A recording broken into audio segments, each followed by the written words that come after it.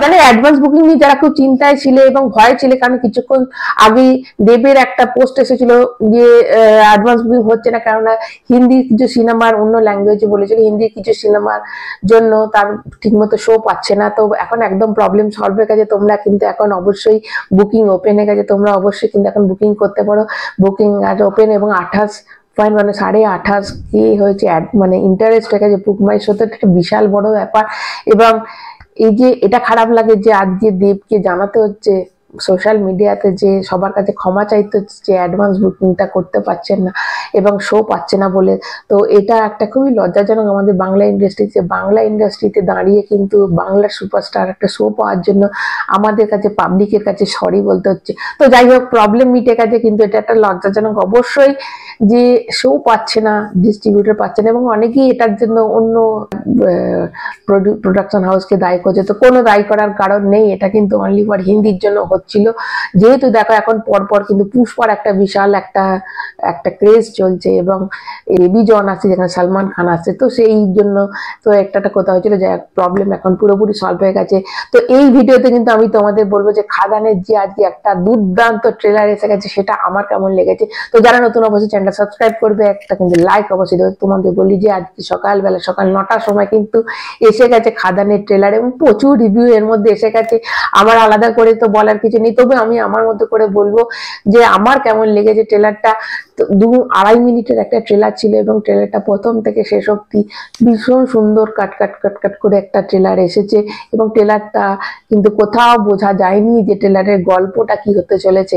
2.5 মিনিটের একটা ট্রেলার শেষে যে একটা জবরদস্ত টুইস্ট ছিল, এই টুইস্টটা অনেকটা একটা জওয়ানেরও কিন্তু এরকম একটা গান দিয়ে শেষ করেছিল আমার মনে আছে, এবং তামাইয়া বাস্তামাইয়া বোধহয় ওটা শেষেও কিন্তু একটা রকম গান দিয়ে শেষ করেছিল। এটা একটা ট্রিবিউট দেওয়া হয়েছে আমার মনে হয় দেবের রংবাজের যে একটা গান ছিল মধু, তো যেহেতু ওর নাম মধু হয়েছে তো ওই মধু দিয়ে গানটা, ওটা তো বেশ ভালো লাগলো।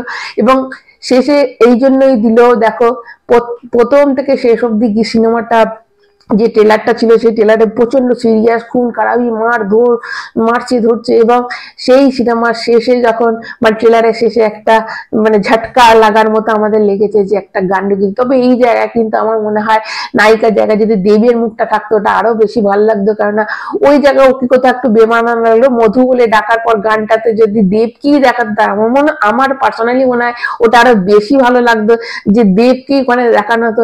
দেখ প্রথম থেকে ট্রেলারটা যদি বলে, আমি বেশ অনেকবার ট্রেলারটা দেখলাম এবং ট্রেলারটাতে যেটা মনে হলো যে মা তার ছেলেকে গল্প শোনাচ্ছে তার বাবার, এবং তার মায়ের মুখ দিয়ে সে বাবার ঘটনাটা শুনছে, এবং যেটা হলো দেব যে যে দেব হয়েছে মানে বাবা যে দেব সে হচ্ছে গরিবের মসিহা যেটা বলে, সেই জন্য সে একটা কয়লা চুরির দিকে মানে ওই টাকাগুলোকে নিয়ে সে গরিব মানুষের তার নিজস্ব তাদের যে গ্রুপটা আছে তাদের সে সাহায্য করে থাকে। এবং যিশু কিন্তু এখানে ব্রেন চালায়, যিশুর ব্রেন এবং ওর কিন্তু সাহস, এই দুটো নিয়ে কিন্তু এই সিন্ডিকেট রাজ, এবং সেই সিন্ডিকেট রাজে পরবর্তীকালে কিন্তু যে নেতা হয়ে যাবে সে হচ্ছে যিশু সেনগুপ্ত। যিশু কিন্তু এর মাস্টার মাইন্ড এবং যিশু কিন্তু লাস্টে সিন্ডিকেটের রাজ হবে। এবং দেব কোথাও কিন্তু বাবার সাথে তার একটা কিন্তু অত বাবার দিকে বাবার পথটাতে সে যাবে না। পরবর্তীকালে কিন্তু কিছু সত্য তার সামনে যখন আসবে তখন সে ঢুকবে সেই জায়গায় এবং তার বাবার বদলা নেবে।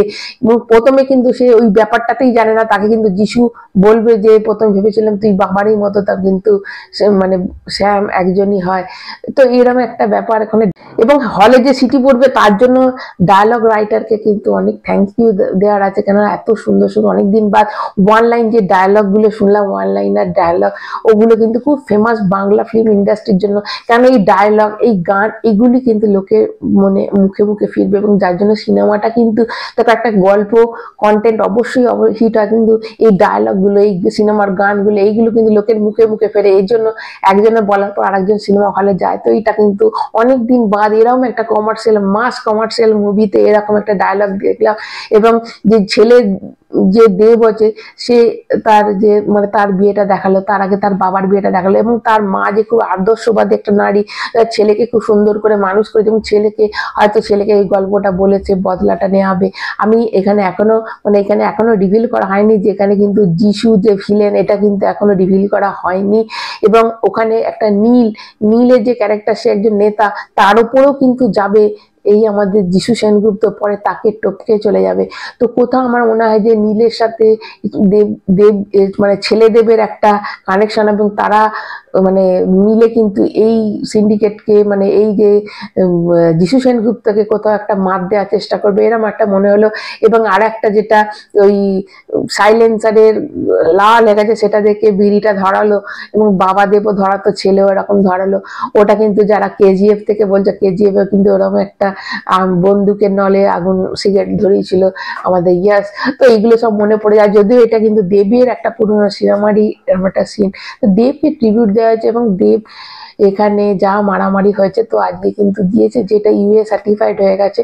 তো ভালো, একদিকে ভালো, কারণ এরকম হয়তো রক্তটা অত দেখায়নি, হয়তো এটা হতে পারে যে এরকম একটা সিনেমা যে ইউএ সার্টিফাইড হয়ে গেছে, এটা খুব দরকার ছিল। কেন দেখো এমনিতেই বাংলা সিনেমার যা হার, এ সার্টিফাইড হলে কতজন যেত, 18 বছরে এরকম একটা বাঁধা হয়ে যেত। তো এটা একটা খুব ভালো দিক হয়েছে, ইউএ সার্টিফাইড হয়েছে। অবশ্যই তোমরা কিন্তু হলে গিয়ে সিনেমাটা দেখবে, এবং একটু বাদে তোমাদের আমি একটা ভিডিও করবো যে কোন সিনেমা এরপরে সন্তান বা যে চালচিত্র আছে, এই 3টে সিনেমার মধ্যে যে স্বপ্নময় লেন আছে 5 নম্বর, তো এইগুলোর মধ্যে কোন সিনেমা 1 নম্বর 2 নম্বর আছে। অবশ্যই এরপরে আমার ভিডিও আসবে, ওটা কিন্তু অবশ্যই তোমরা দেখবে। আর অবশ্যই কিন্তু তোমরা এখনই টিকিট বুক করে নিতে পারো, টিকিটের সব প্রবলেম সলভ হয়ে গেছে। অবশ্যই তোমরা টিকিট কেটে সিনেমাটা হলে গিয়ে দেখবে। এবং অনেক দিন বাদ খাদান কিন্তু আমাদের কমার্শিয়াল মাস সিনেমা আসছে, মাস। এবং এই সিনেমা কিন্তু অবশ্যই কিন্তু এই সিনেমা হিন্দির যে পুষ্পা 2, এগুলোর সাথে কিন্তু ক্লাস হবে।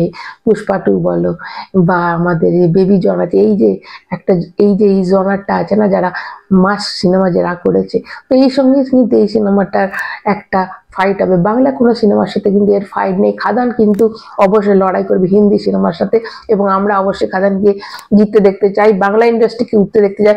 সব বাংলা সিনেমাই তোমরা দেখবে, অবশ্যই খাদান থেকে শুরু করবে। এখন আমাদের এইটুকু।